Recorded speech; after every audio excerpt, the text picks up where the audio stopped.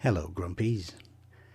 Following the October 7th massacre in Israel by Hamas, the full extent of anti-Semitism has been exposed.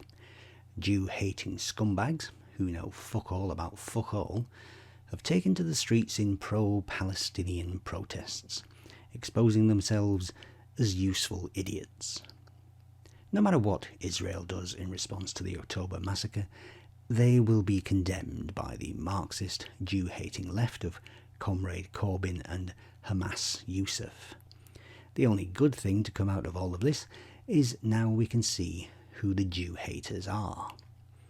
When it comes to picking a side, Israel or Hamas, anyone who doesn't side with Israel, anyone who calls for a ceasefire, either openly hates the Jews or secretly hates the Jews. So, who hates the Jews? That's easy. Everyone who doesn't say they don't. Anyone who doesn't stand with Israel after what happened on October 7th is a Jew hater and a scumbag. The grumpy old fan stands with Israel, and unlike Jordan Peterson, I have no hesitation in saying, and will not walk back, that Israel should give Hamas hell. You can't negotiate peace with someone who wants you dead. You can only have peace when they're dead. So, who hates the Jews? Well, let's go down the incomplete list.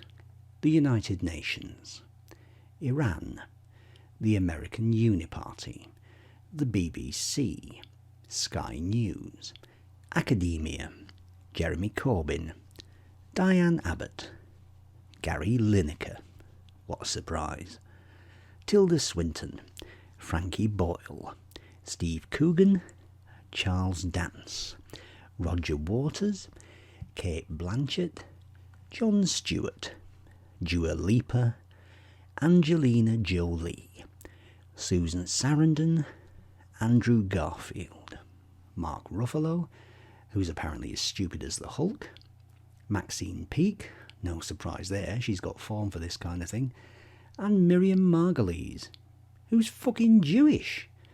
But she's also a fat Marxist lesbian, so we shouldn't be surprised that she's also fucking brainless. And that's only the Jew haters we know about. And why are the useful idiots protesting in support of the, air quotes, Palestinians, because there are no Palestinians, because there is no fucking Palestine, why are they protesting in support of them, rather than protesting for the return of the 200 plus hostages that Hamas took? Because they don't care about the hostages, that's why. If you hate the Jews, you're a scumbag and a useful idiot. And you can go fuck yourself. Queers for Palestine? Fuck off. They'll come for you next, you morons. They think alphabet people like you are an abomination. You're infidels. Their warped worldview says you need to die. So why are you protesting in support of Hamas? Hamas hate you, you dipshits. They'll torture, rape and kill you too. Or, if you're lucky, they'll simply take you hostage. You'll fucking care then, won't you? Did David Tennant sign the hashtag No Hostage Left Behind letter? No, he didn't.